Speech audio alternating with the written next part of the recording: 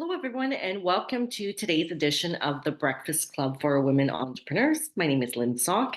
For those who actually attended the original session on Friday, unfortunately, I wasn't able to record the session, so this is actually a redo. And if you notice, I have a little infection in my eye, so sorry if you're wondering what's going on with my eye. I have an eye infection in my right eye. But I thought the topic was very important, so I decided to re-record the session based on what we talked about. So the topic was how to scale your business.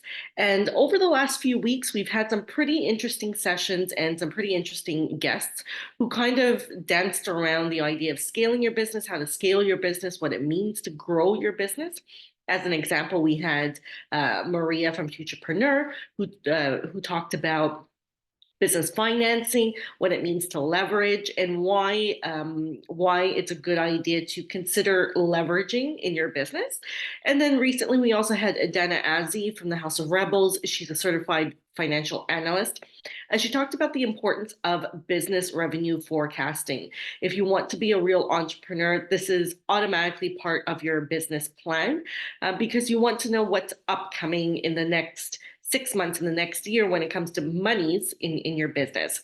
So today we're going to talk about how to scale your business. And I just wanted to define what business scaling is, well, what business growth versus business scaling, what both of them mean. So number one, business growth just basically refers to the increase in revenue in your business. It's pretty basic. We kind of know logically that in your business, however small or big it is, you want to make sure that your revenue grows year after year. It's always a good idea to keep track and to plan for business to plan for growth in your business. But what is business scaling? So business scaling is like business growth plus plus, and it requires a lot more thought, a lot more strategic planning. So what you're looking for is you want to increase your revenues, you would like to minimize your costs as much as possible, and the goal is basically to improve your profit margin.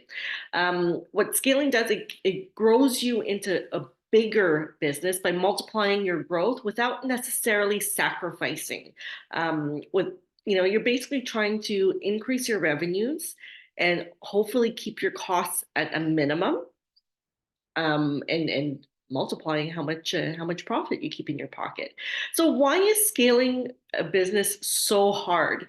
I just said it. So business growth is basically making sure that your revenue grows year after year. But what's really important in a business is how much money you're keeping in your pocket. And this all comes with planning. You need a business plan. You need business revenue forecasting. You need strategic planning. And a lot of business owners lack that in their business. So, why is scaling a business so hard? A bigger business requires, like I said, the strategic planning. There's more process, maybe less innovation. It's boring.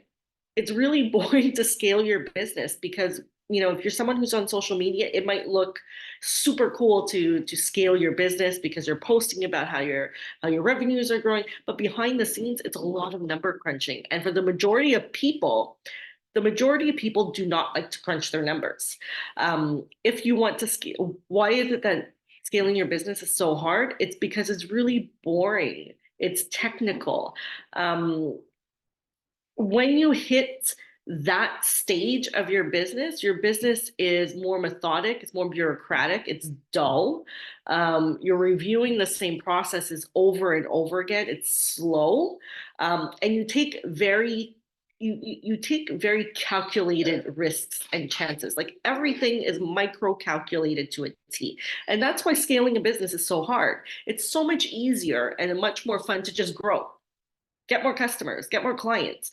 But if you want to really scale, you have to really be tight with your business numbers because the idea is to increase your profit margin. Why is it important to scale your business?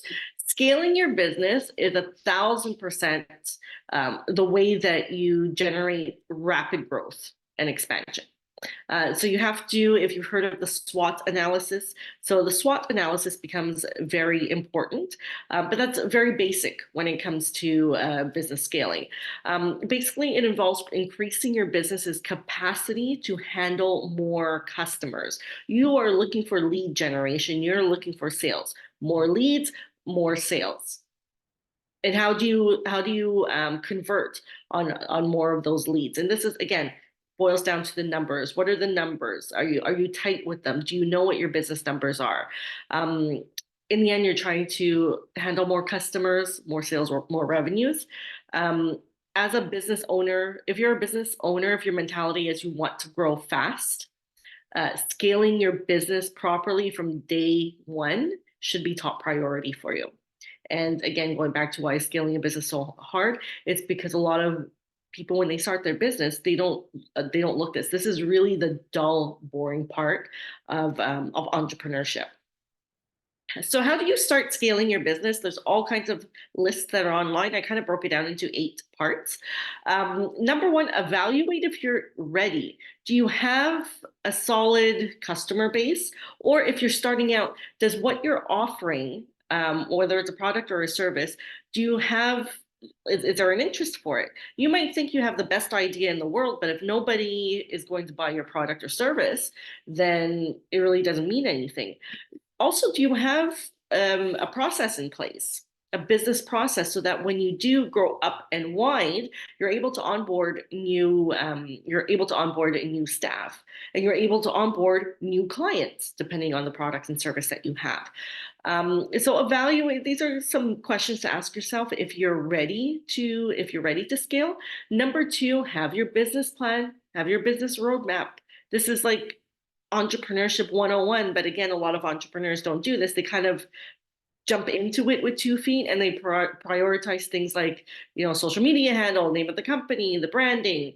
Not to say that these things aren't important, but you really have to get to the core of your business, and you can only do that with a business plan and a business roadmap and setting clear objectives. Year one, I want to generate this amount in revenue minus my expenses. This is my profit margin. How am I going to generate this amount of revenue? What are the products and services that I'm offering? Where is the bulk of my business, my revenue going to come from? These are all conversations. These are all numbers that need to be written down somewhere for you to follow. So do you have a business plan? And again, a lot of entrepreneurs, they don't have one, or they create one in the beginning and then that's it. They never do it again. This is something that you should work on every year, and throughout the year kind of look at it and be flexible depending on what's going on in your business and in the economy even. Number three, understand your market and tighten your customer service.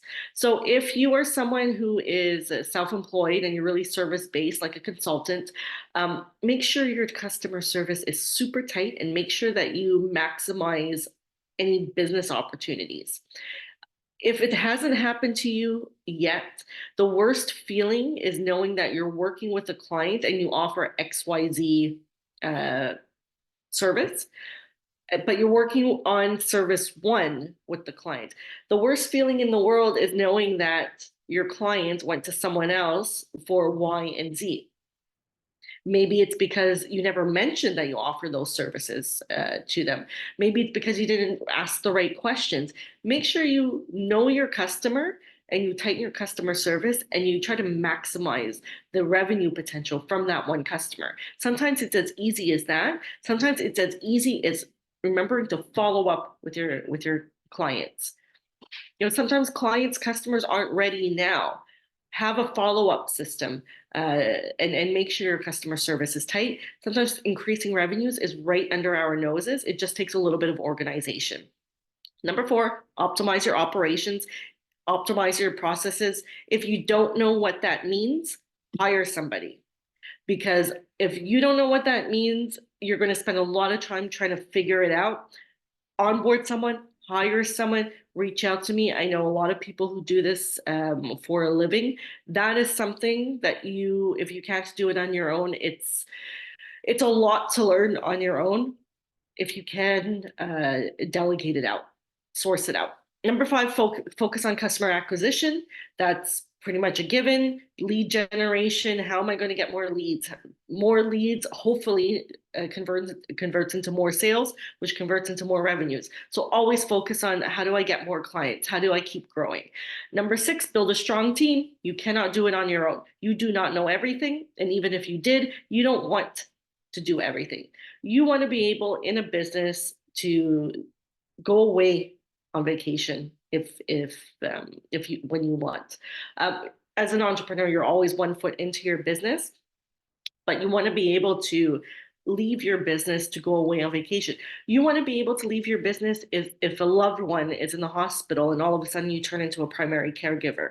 Your business needs to run without you, and you have to be able to A, let that go, and B, build a strong team to entrust to run your business.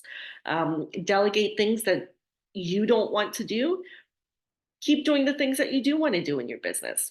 So make sure you build a strong team around you, and they're going to be hit and misses. You're going to onboard some people. You think they're fantastic in the beginning. 6 months down the line, they're the worst. They're a virus in your company. So there's a lot of hit and misses. Talk to other entrepreneurs who have onboarded and expanded. They'll tell you the great stories. They'll tell you the horror stories. But you need to build a strong team. Number seven, secure financing. Not going to get into that today. You could check out the replay with when Maria from Futurepreneur was on. Why is it important to secure financing? It's always nice to grow money that's not yours. This is called leveraging. It's a strategy that anybody who understands investing is open to. Number eight, invest in technology and always be innovative. Technology keeps changing, so every industry is going to be a little bit different. Try to stay on top of changes in your industry because you don't want to fall behind. You don't want to end up being a Polaroid. Sorry to call out Polaroid, but you don't want to end up being a Polaroid. So invest in technology, always be innovative.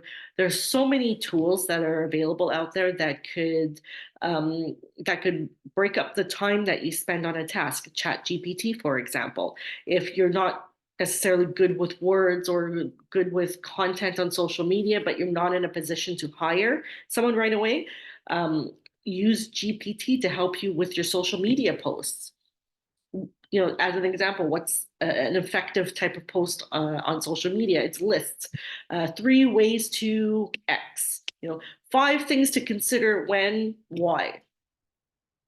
What you do is you plug it into Chat GPT and it will spit out a list for you that you didn't even have to think about. And there you go, that's your social media content. Number 9, monitor your progress. Are you progressing? Is it working? Do we have to tweak something?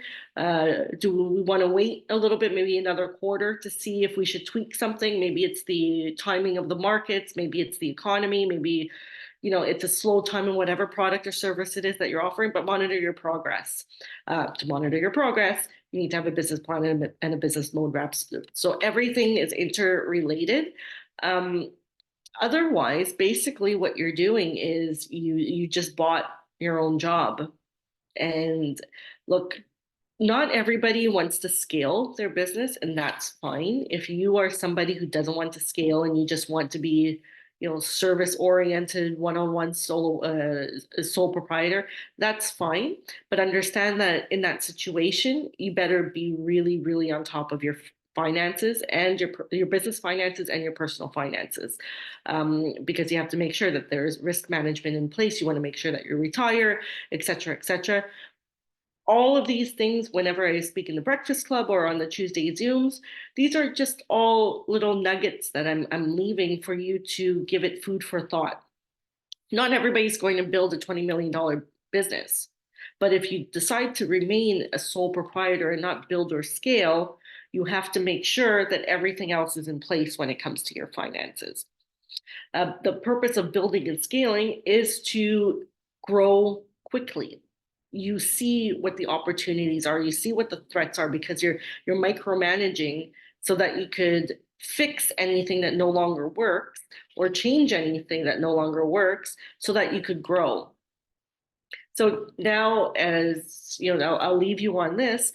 Ask yourself, in your business, do you want to be a sole proprietor in the business, involved in the day-to-day everything? Is that how you want your business to be? If it is, then make sure your business and your personal finances are A1. You should have an emergency fund. You should have monies invested for medium term goals. You should have a retirement plan going. You should have the right insurances in place in case something happens to you. If you choose to remain a sole proprietor and you don't plan on expanding, these things are crucial when it comes to your financial planning. Because if not, if something happens, then that's it, you're screwed. If you are interested in scaling your business, start with the business plan, start with the business roadmap. That's where you start. Start with the business revenue forecasting. That's just the basics. Without that, you can't monitor your progress. You can't know if there are any opportunities or any threats in your business. It's more strategic. It's boring, but with a little time and patience and grit and hard work, very easily for most businesses, you'll be able to grow exponentially quicker than you could even think, and you'll be grateful that you're organized in doing so. So those are my suggestions for how to scale a business. If you have any questions or want to kind of, have an overview of your own business, or if you are deciding to remain a sole proprietor and want to make sure that your personal business finances are in check, feel free to reach out and we'll have a talk over Zoom. Hope this helps. Thanks.